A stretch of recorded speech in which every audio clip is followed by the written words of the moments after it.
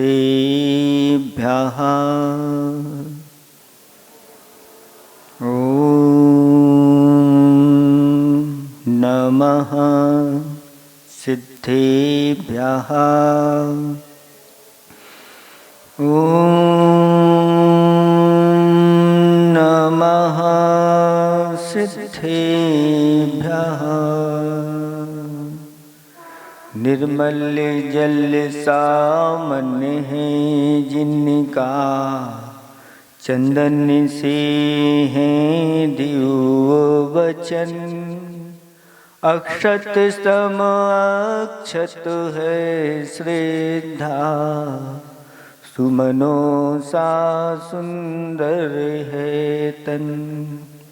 नैवेद्य चरित्र ज्ञान है दीपक, वसु विधि करते धूप दहन।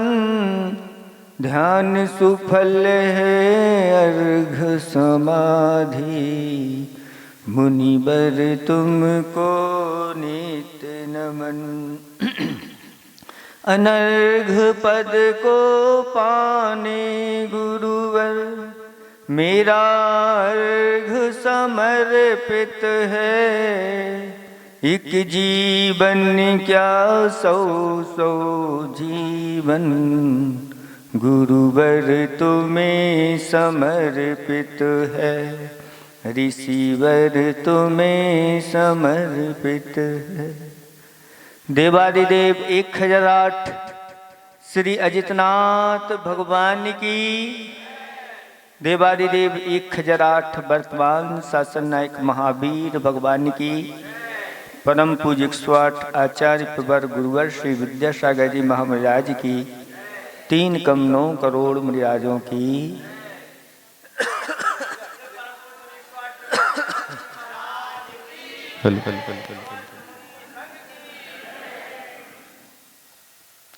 धर्म स्नेही भगवत आत्माओं, आचार्य भगवंतों ने दुर्लभ भावना के अंतर्गत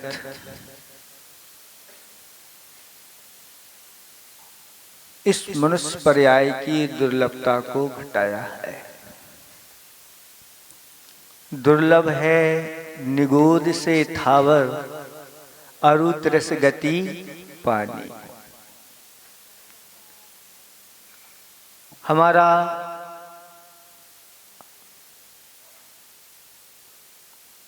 जो अतीत का समय है वह निगोद में निकला है।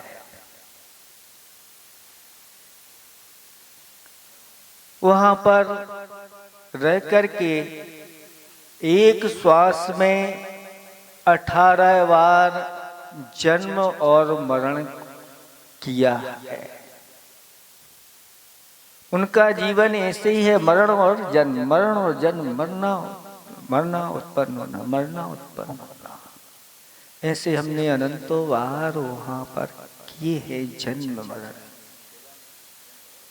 वहां से स्थावर पर्याय प्राप्त करना बहुत दुर्लभ है। यानी निगोद से निकल करके वनस्पति का एक में उत्पन्न होना, पृथ्वी का एक में उत्पन्न होना, जल का एक में उत्पन्न होना, वायु का एक में उत्पन्न होना, इन सब में उत्पन्न होना उससे भी दुर्लभ है। और इनसे भी ज्यादा दुर्लभ त्रिस पर्याय को प्राप्त करना है। त्रिस पर्याय में भी 2 इंद्री, 3 इंद्री, 4 इंद्री, इनकी भरमार है। इनमें भी 2 इंद्री प्राप्त करना दुर्लभ है, फिर 3 इंद्री प्राप्त करना और दुर्लभ है, 4 इंद्री प्राप्त होना और दुर्लभ है, और उससे भी दुर्लभ 5 इंद्रिय पना प्राप्त करना है। लेकिन 5 इंद्रिय में भी संगी और असंगी दोनों होते हैं। असंगी यानी मन रहित होते, संगी मन सहित होते हैं। उसमें संगी पर्याय प्राप्त करना और दुर्लभ है। पंच इंद्री में फिर त्रियंचों की भरमार है, देवों की भरमार है, नारकियों की भरमार। जानते हैं मतलब ये सब असंख्यात हैं, इनकी संख्या गिन नहीं सकते। इनमें मनुष्य पर्याय प्राप्त करना बहुत दुर्लभ है। और मनुष्यों में भी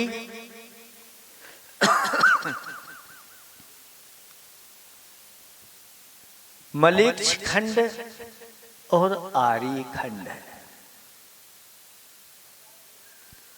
मलेच्छ खंडों में उत्पन्न हो गए और मनुष्य बन गए, वहां धर्म का नामो निशान नहीं है। वहां एकमात्र मिथ्यात्व गुणस्थान है, उससे ऊपर उठते ही नहीं, धर्म नहीं होता।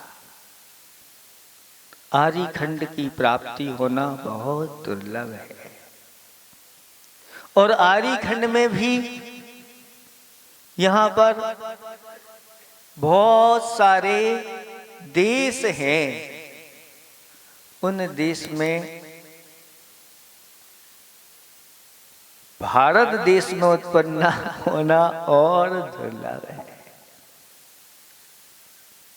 ऐसी उस दुर्लभता से आप पार होकर के आए हैं और इस भारत देश में आपका जन्म हो गया। भारत देश में भी अनेक प्रकार के कुल हैं, उनमें जिनेंद्र भगवान का कुल प्राप्त हो जाना और दुर्लभ है। आप जब सब जिनेंद्र भगवान के ऐसे कुल में जन्म हुए हैं और उसमें भी जन्म लेकर के इस शरीर में पूर्ण इंद्रियां प्राप्त हो जाना ये और दुर्लभ है। जैन कुल में जन्म तो हो गया, लेकिन आंखें नहीं मिली तो क्या करते, कान नहीं मिलते, अपांग हो जाते, क्या होता। तो पूर्ण शरीर युक्त होना ये और दुर्लभ है। पूर्ण शरीर हो गया, लेकिन कई लोग ऐसे होते हैं जिनके शरीर में अनेक प्रकार के रोग हो जाते हैं। निरोगी शरीर मिलना और दुर्लभ है। और आचार्य भगवंत कहते ये सब कुछ मिला है, ऐसे बहुत सारे लोग हैं ये मिलते हुए भी भीतर में जैन धर्म प्रकट हो जाना और दुर्लभ है। कितना दुर्लभ है तो आप ये समझ रहे हैं कि ये नेहरू नगर में बैठे हुए हैं और नेहरू नगर में बताते हैं कि इस एरिया में कितने घर हैं जैनों के 500-600 बताते हैं, नहीं है 300 हैं।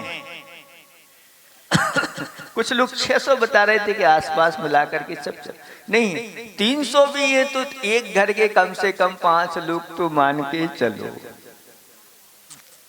ये कह रहे महाराज आजकल 5 कहाँ हैं, सब 2 ही बच्चे हैं, पुत्र पुत्रियां, संतान तो सब बाहर चले गए। 2 भी मान लो कम से कम तो 600 तो होते हैं। 600 में मान यहाँ पर कितने हैं तो 60 ही लोग, यानी 10%, 90% तो कहाँ है। ये बहुत दुर्लभ है धर्म करना, धर्मायतनों की सेवा करना, उनकी भक्ति पूजा आराधना करना, ये बहुत दुर्लभ है। सबको नहीं मिलता।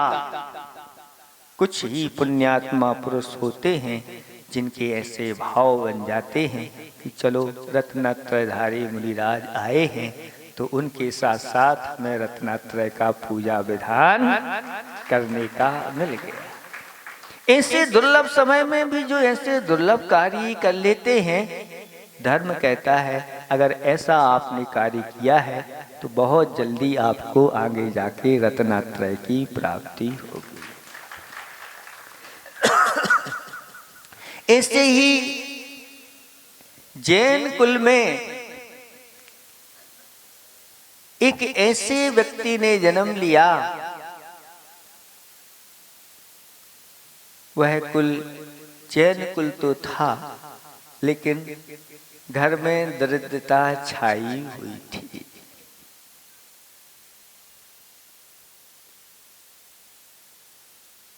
चार पांच लड़के थे, पांच बड़ा जो लड़का था वह कुछ करता तो था नहीं, लेकिन खाने के लिए जब बारी आती थी तो सबके हिस्से का अकेला ही वह खा जाता, करना कुछ नहीं और खाने के लिए सब कुछ चाहिए।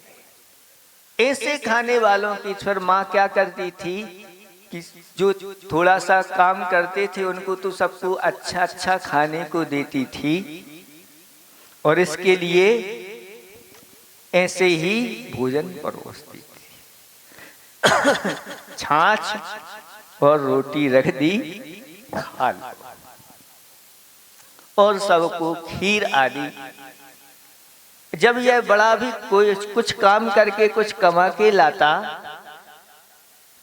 तो कभी कभार इसको अच्छा खाने को मिल जाता, लेकिन कभी कभार ही वह कार्य करता था।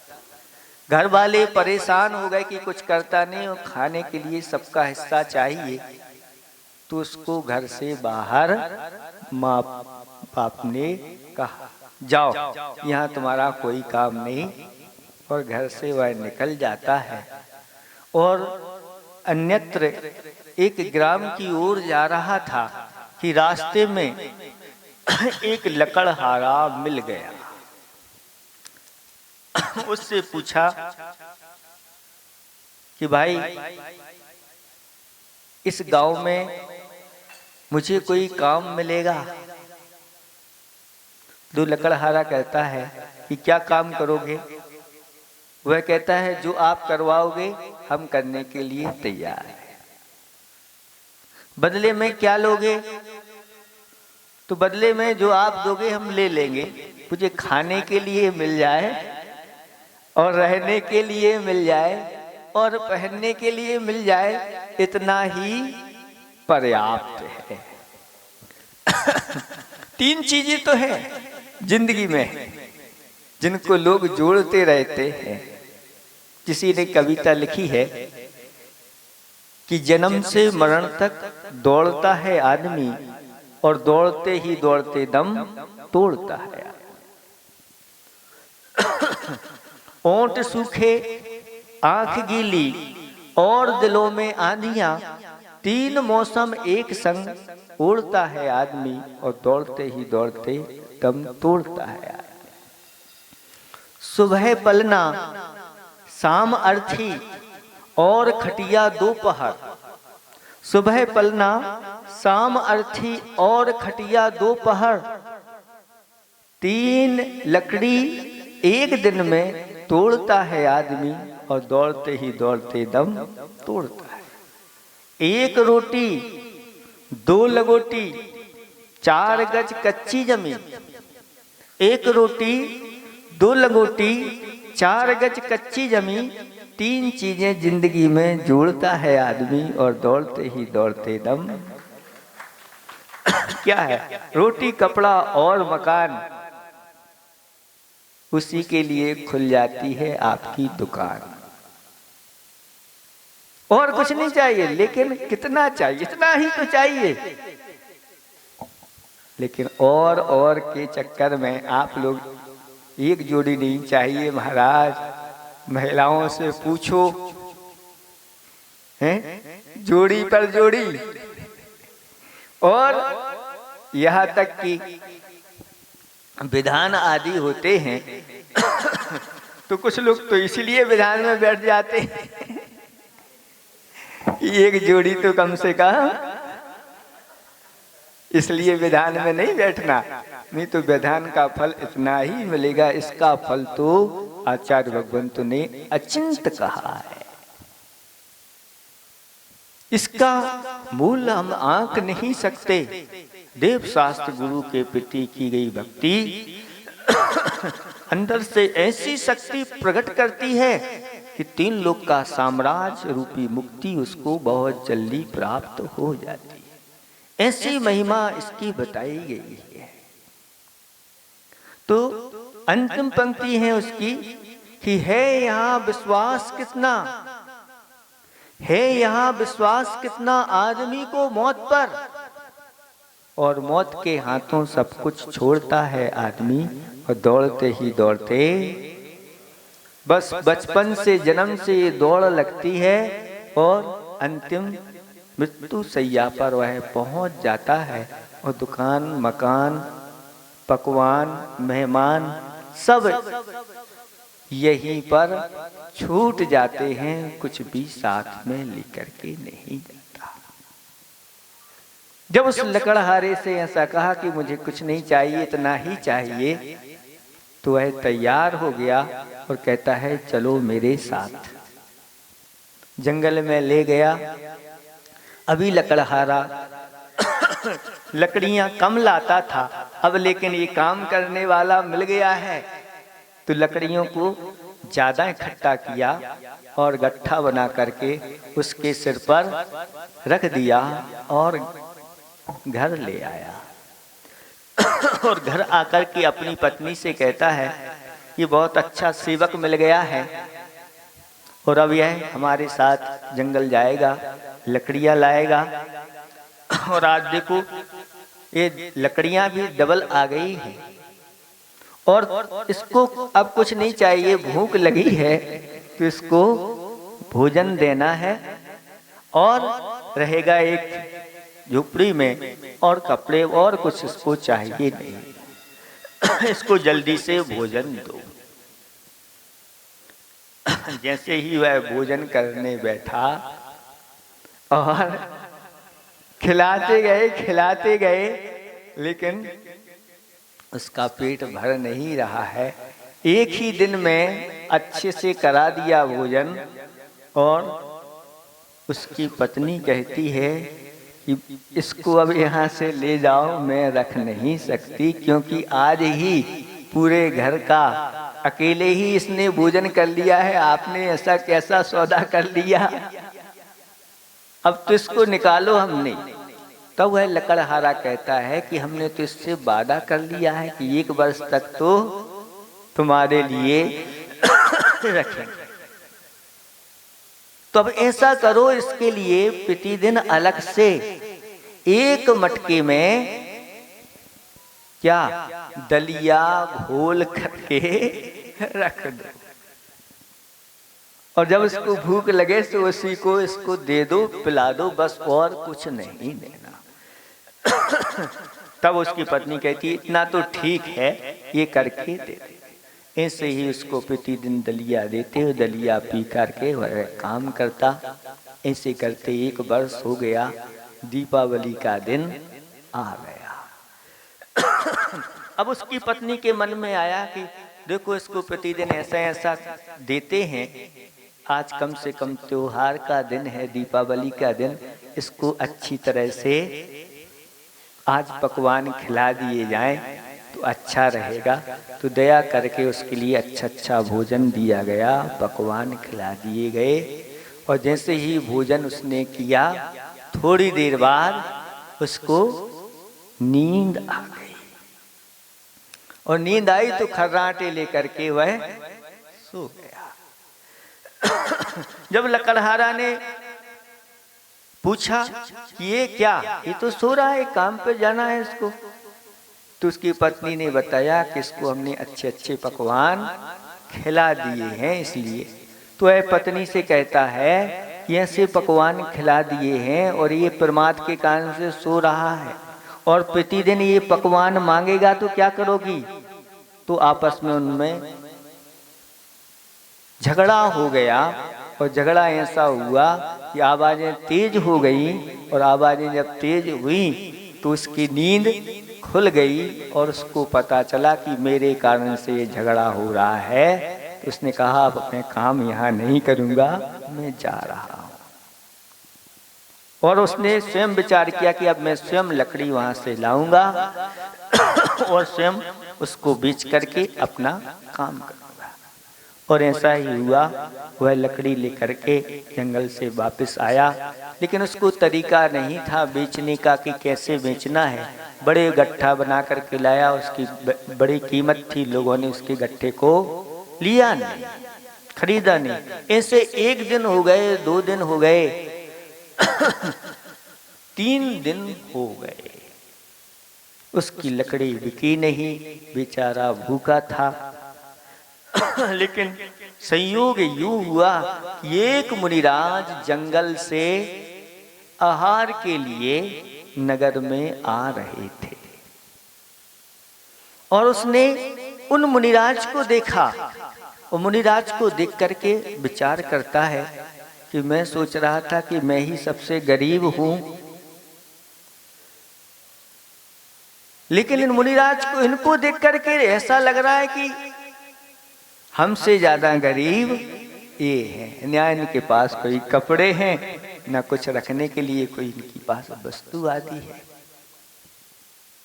तो उसके अंदर ऐसे भाव आ गए कि ये नगर की ओर जा रहे हैं, अगर इनको कहीं भोजन पानी नहीं मिला तो मैं इनकी व्यवस्था करके भोजन पानी कराऊंगा।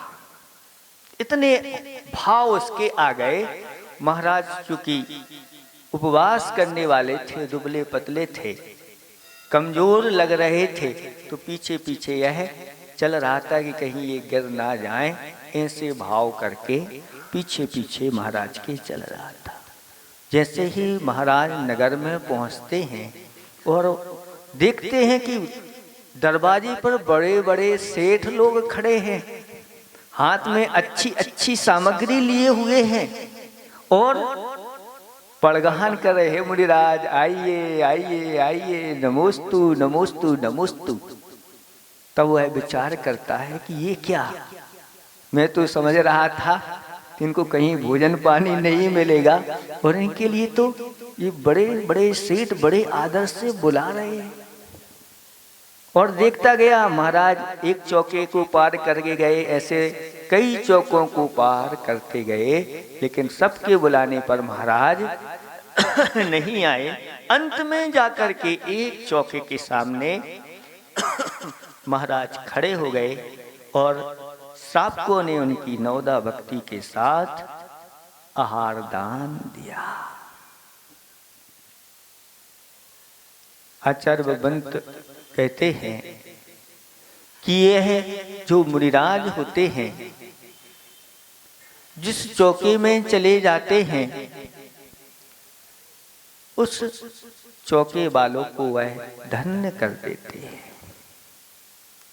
एक बार ही आहारचर्या मुनिराज की जिस चौके में हो जाती है, वह श्रावक इतना पुण्य का संचय कर लेता है, जब यह पुण्य उदय में आता है तो उसके लिए असंख्यात वर्षों तक कुछ करने की जरूरत नहीं होती, बैठे बैठे खाने को मिलता है।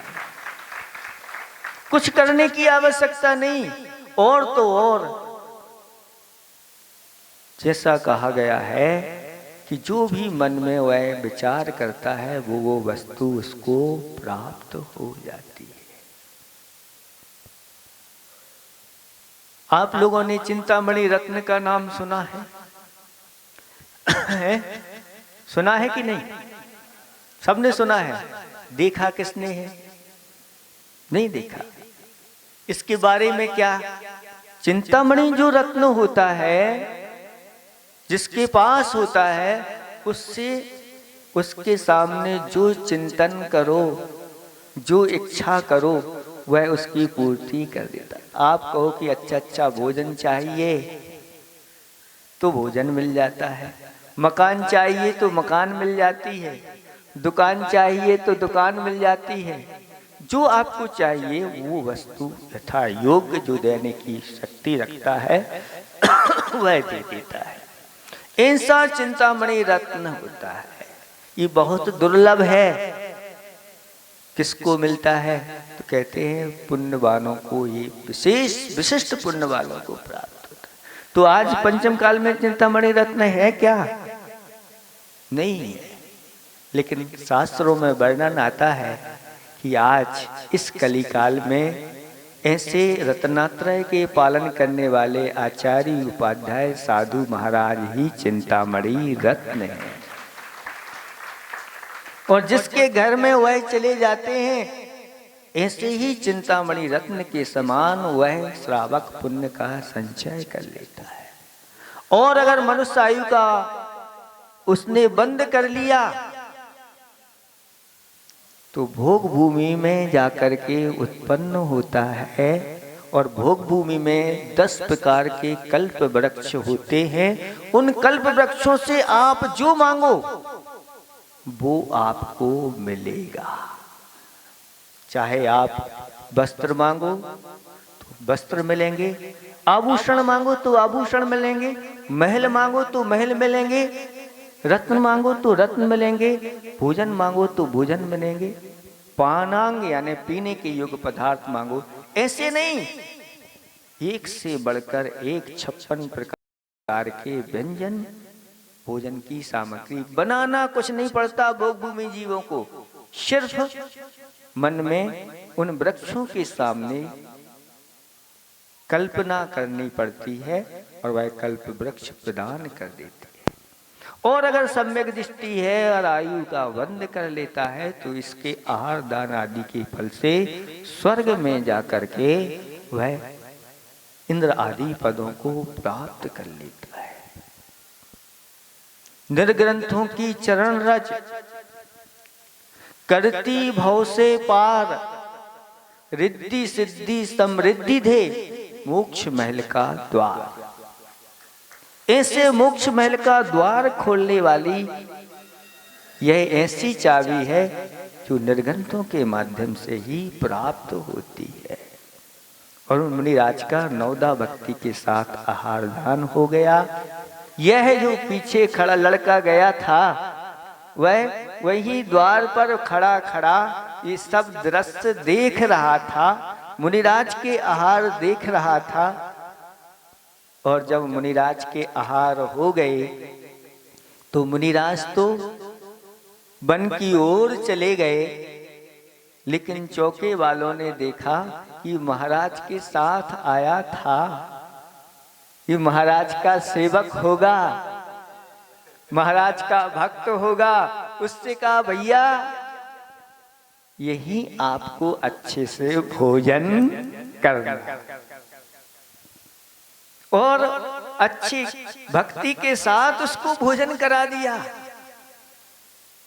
और ऐसा भोजन उसने आज तक किया नहीं था। वह अच्छे से तृप्त होकर के उसने भोजन किया। और भोजन करने के बाद अब विचार करता है कि अब कमाने की कोई जरूरत न, लकड़ी लाने की जरूरत है न कुछ करने की जरूरत है। बस इन महाराज के साथ रहो और ऐसे ही प्रतिदिन भोजन मिलेगा। और ढूंढता ढूंढता उन्हीं महाराज के पास पहुंच गया। महाराज अब तो हम आपके पास ही रहेंगे, कहीं हमें जाना नहीं। और ऐसे ही होता, महाराज आहार के लिए जाते और उसका भी आहार हो जाता। एक दिन क्या हुआ कि महाराज ने उपवास कर लिया। अब यह कहता है महाराज चलो, मुझे बहुत भूख लग रही है। तो महाराज कहते हैं मेरा तो उपवास है। महाराज तो फिर मेरा क्या होगा? महाराज कहते हैं अब हम क्या करें, हमारा तो उपवास है, हम तो जाएं। तो फिर ऐसा करो महाराज, ये पिछी कमंडल मुझे दे दो। तो महाराज कहते हैं पहले कपड़े यही उतार दो। महाराज ने भी अपने अवधि ज्ञान से जान लिया कि ये भव्य है अब इसका कल्याण होने वाला है। तो महाराज ने भी कुछ नहीं कहा। महाराज ने सिर्फ इतना कहा कि कपड़े उतार करके और पिछी कमंडल ले लो और जाना है तो चले जाओ। पिछी कमंडल लेकर के वह जैसे महाराज मुद्रा बना करके चलते हैं वैसे ही वह पहुंच गया। लोगों ने समझा ये कोई नए महाराज आए हैं और परगाहन करना प्रारंभ कर दिया। लेकिन वह विचार करता है कि यहाँ के नगर का कोई सेठ है, वो परगाहन के लिए नहीं आया। तो विचार आया कि नहीं, आज हार नहीं करना, जब तक वो सेठ नहीं आएगा परगाहन के लिए तो नहीं जाए। और एक वापस लौट आए, फिर पुनः गए तो चर्चा का विषय बन गया था कि महाराज लौट गए हैं, आज उनकी विधि नहीं मिली। तो दूसरे दिन बहुत सारे चौके लग गए। दूसरे दिन भी सोचा कि वो सेठ तो दिख नहीं रहे जो नगर सेठ हैं। ऐसे करते 2-3 दिन निकल गए और वापस महाराज के पास आ गए। महाराज तो अभी चर्या के लिए उठे नहीं थे और जैसे ही वापस आए और कपड़े पहनना प्रारंभ किया कि महाराज कहते हैं कि रुको, अब कपड़े नहीं पहनना है, माँ तुम्हारी 3 दिन की आयु बाकी है, शेष है, और अगर अपना कल्याण करना है तो कल्याण कर लो। जब उसने सुना कि माँ 3 दिन की जिंदगी बची है तो वह महाराज के चरणों में निवेदन करता है कि महाराज अब मेरा कल्याण करो, मुझे दीक्षा प्रदान करो। और मुनिराज ने उनको दीक्षा दी, केसलोन छुए और वास्तविक महाराज बन गए। उनके लिए उपदेश दिया, अच्छी तरह से सम्यक दर्शन, सम्यक ज्ञान, सम्यक चारित्र की प्राप्ति हो गई, भावलिंगी मुनिराज हो गए और ऐसे ध्यान में लीन हो गए। उन्हें सारी प्रक्रिया बता दी और ध्यान में ऐसे लीन हुए कि केवल ज्ञान की प्राप्ति हो गई और मुक्ति भी उनकी हो गई। ये है रत्नात्रय की दुर्लभता। किसको ये प्राप्त हो जाए, कब किसका कैसा भाव जागृत हो जाए, कह नहीं सकते। जीवन के किसी भी क्षण में वैराग्य उमड़ सकता है। ये वैराग्य जिसके जीवन में आ जाता है, कहते हैं उसका पूजा करना, उसकी जाप करना, उसका दान करना, उसका त्याग करना सभी सार्थक हो जाते हैं। ये मनुष्य जीवन में ही ऐसा वैराग्य उत्पन्न होता है और अन्यत्र वैराग्य की बात नहीं होती। और ऐसे रत्नात्रय आदि ये व्रत शास्त्रों में वर्णन किया गया है कि ये रत्नात्रय व्रत ऐसा व्रत है जो इस व्रत को कर लेता है वह बहुत जल्दी रत्नात्रय को प्राप्त कर लेता है। मल्लीनाथ भगवान का नाम सुना है आप लोगों ने? महाराज उनकी तो जाप भी हम करते हैं, उनका नाम प्रतिदिन। पूर्व भाव में उन्होंने रत्नात्रय व्रत किया। यह व्रत वर्ष में 3 बार आता है, भाद्र पक्ष में, माघ के माह में और चैत में। शुक्ल पक्ष के अंतिम 3 दिन 13, चतुर्दशी और पूर्णिमा। इसके पहले एक एकासन, 12 का एकासन, 3 दिन का लगातार एक तेला और इसके बाद फिर एकासन। ये इसकी उत्कृष्ट विधि है और ये विधि तीनों शाखाओं की जो 13 साल तक उत्कृष्ट रूप से करता है वह आगे जाकर के रत्नात्रय को प्राप्त होके और तीर्थंकर जैसे पदों को भी प्राप्त कर लेता, जैसी विशुद्धि के साथ ये किया जाता। और आगे जाकर के जब वह तीर्थंकर बनते हैं, गर्भ में आते हैं, 6 माह पूर्व से ही रत्नों की वृष्टि हो जाती है। देवगण ऊपर से आकर के स्वर्णमयी नगरी की रचना कर देते हैं और 9 माह जब गर्भ में रहते हैं तब भी निरंतर रत्नों की वर्षा होती रहती है। और जब उनका जन्म होता है, बालक का, तीर्थंकर बालक का जन्म होता है, तो जन्म के समय सौधर्मेंद्र आता है और उनको ऐरावत हाथी पर बिठा करके कहाँ ले जाता है? कहाँ ले जाता है? सुमेरु पर्वत पर। छोटे से बालक हैं और ऐरावत हाथी कितना बड़ा होता है? 1,00,000 योजन प्रमाण वह हाथी होता है। ऐसे विशाल हाथी पर उन बालक को बिठा करके वह ले जाता है मेरु पर्वत पर, और मेरु पर्वत पर सिंहासन पर बिठा करके उन बालक का जन्माभिषेक करता है। तो कितने बालक हैं, छोटे से बालक हैं, तो उनके लिए कितना सा कलश चाहिए? 1 कलश से काम हो जाता, छोटा सा कलश, और स्नान होना, वही तो कराना, और क्या कराना। तो 1 कलश से उनका अभिषेक कर देते। लेकिन ऐसा क्यों नहीं किया? महान पुरुष की महानता बताने के लिए, महान धर्म की प्रभावना बताने के लिए वह इंद्र इतने बड़े कलशे से उनका अभिषेक करता है। 4 योजन चौड़ाई वाले, 20 योजन गहराई वाले और 1 योजन का उसका मुख रहता है।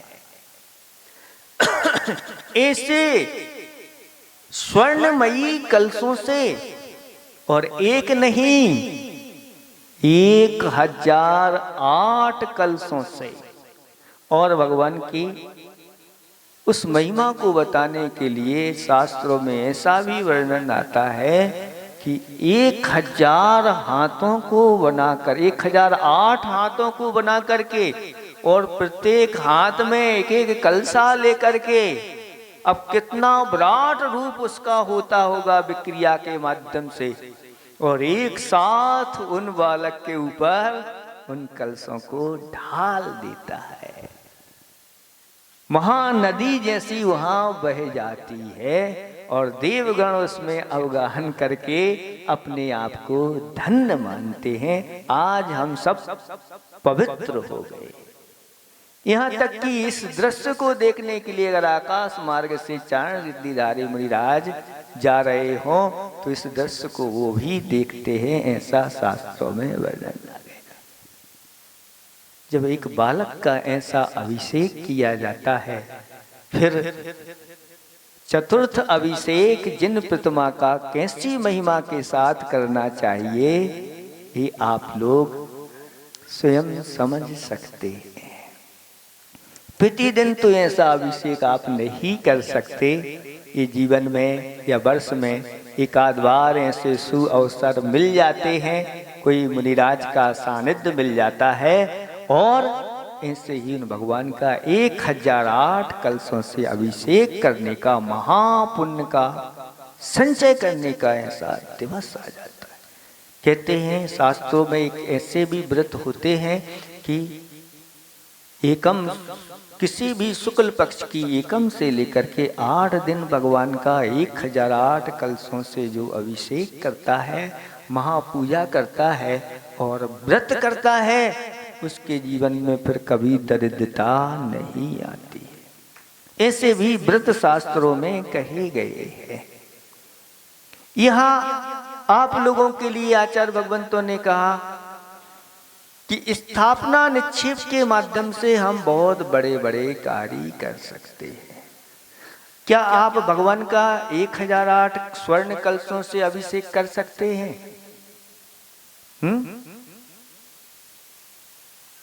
है शक्ति आपकी 1008 स्वर्ण कलशों से? नहीं महाराज। क्या इतने बड़े कलशों से, जितना प्रमाण बताया गया है, 2 योजन चौड़ाई वाले, गहराई वाले, 4 योजन चौड़ाई वाले, नहीं है संभव। लेकिन आचार्य भगवान कहते हैं आज वो भी संभव है आप लोगों के लिए। स्थापना निक्षेप से आज आप वो भी कर सकते हैं। कैसे कर सकते हैं? छोटा सा कलश है, भली वह आपका पीतल का है, लेकिन हमने स्थापना कर ली है ये अब सोने का है, तो सोने का ही कहा जाएगा वो। जैसे अब जल है आपके पास, कहाँ का है? आपके कुएं का जल है, लेकिन यहाँ पर जब आता है वह जल तो कुएं का नहीं रहता, वह क्षीर सागर, महानदी आदि आदि इस प्रकार से उसमें स्थापना के माध्यम से, मंत्रों के माध्यम से अब यह जल क्षीर सागर का हो गया, गंगा सिंधु आदि महानदियों का जल हो गया। आप ला सकते हैं क्षीर सागर से जल, लेकिन स्थापना निक्षेप की महिमा देखो कि हमने इस जल को भी क्षीर सागर का जल बना दिया। ये छोटे कलश नहीं होते हमारे, अब ये कलश उतने ही बड़े बड़े हो गए और अब हम श्री जी के ऊपर इसको कर रहे हैं। ऐसा करते हैं स्थापना निक्षेप के माध्यम से, वही फल मिलता है जैसे बड़े बड़े स्वर्ण आदि कलशों से करने का फल मिलता है। ये महिमा है। इस महिमा को जो समझ लेता है फिर उसका वह अवसर का लाभ उठा लेता है। आप लोगों के लिए भी अब ऐसा ही आप लोगों ने जब संकल्प कर लिया है तो कार्य होगा, इसमें किसी प्रकार का कोई संशय। जैसे आपने निवेदन कर दिया कि महाराज यहाँ रत्नात्रय का व्रत होना है, भली लोग नहीं थे फिर भी इनने कह दिया नहीं महाराज हम कह करके लाए हैं, आपको वचन दिए हैं कि हमें रत्नात्रय व्रत करना है, भली कोई बात नहीं हम 3 लोग भी रहें तो भी रत्नात्रय हो जाएगा। और आपने इस प्रकार का संकल्प किया तो देखो कम से कम ये हाल भर गया कि यहाँ पर लोग हैं। ऐसे ही धर्म के कार्यों में कभी भी सोच विचार नहीं करना चाहिए। पाप कार्यों में तो बहुत सोचना चाहिए कि करें कि नहीं करें, और अंत में यही निर्णय लेना चाहिए नहीं करें। लेकिन पुण्य कार्यों के लिए तो सोचना नहीं, विचार नहीं करना, अवसर आया है लाभ उठा लेना चाहिए। तो कल ऐसे ही यहाँ पर यहाँ के मूल नायक अजितनाथ भगवान हैं, उनका 1008 कलशों से अभिषेक होगा। जो शास्त्रों में वर्णन है कि अजितनाथ भगवान संसारी प्राणी जो भी करते हैं कार्य, सबसे पहले अजितनाथ भगवान का स्मरण करते हैं। हे भगवान, क्योंकि वर्णन है कि जो अजितनाथ भगवान को स्मरण करता है उसकी कभी हार नहीं होती, सब कार्यों में जीत होती चली जाती है। तो फिर जिनेंद्र भगवान का ऐसे अजितनाथ भगवान का फिर अभिषेक करेंगे तो फिर क्यों नहीं अपने जीवन में जीत होगी। हमेशा जीतेंगे हम, एक दिन कर्मों को भी जीत लेंगे। ऐसे ही धीरे धीरे अपने पुण्य को बढ़ाते चले जाएंगे। इसलिए आप लोग अब अच्छी तरह से मन बना लेना और सबको जानकारी कर देना कि पहली बार ऐसे उत्तम धातु की वह प्रतिमा जिनके अंदर ऐसे सूर्य मंत्रों के माध्यम से संस्कार हुए हैं, और आचार्य भगवान कहते हैं सूर्य मंत्र के माध्यम से जिस प्रतिमा में ऐसे संस्कार हो जाते हैं वह साक्षात हमारे लिए भगवान का स्वरूप होते हैं। जो काम स्वधर्म में करता है वो काम अब हम यहाँ इस प्रकार से स्थापना निक्षेप के माध्यम से करेंगे। आप लोग सब को मिलकर के एक दूसरे को खबर दे दो, जानकारी नहीं है, कल बहुत बड़ा कार्य होने वाला है यहाँ पर। और बालक से लेकर के वृद्ध सभी लोग इस अभिषेक में शामिल होकर के अपने पुण्य को गाढ़ा करेंगे, अपने पापों का नाश करेंगे। समय बहुत हो गया है, इतना ही हम पर्याप्त समझते हैं। आगे का विधान भी होना है कल, लेकिन समय से कार्य करना, क्योंकि 1 घंटे का समय होगा। हमारा कहना है यहाँ की श्री जी भी वहीं पर विराजमान कर लें तो अलग से नहीं करना पड़ेंगे। हाँ वही करेंगे, परिसर तो वही है। कल सिर्फ मूलनायक भगवान का ही अभिषेक होगा। जितने भी रहेंगे पुजारी गण वो वहीं अभिषेक करेंगे और उन्हीं पर शांति धारा होगी, अलग अलग नहीं होगा। इतना ही हम पर्याप्त समझते हैं। अहिंसा परमो धर्म की। ठीक 6:45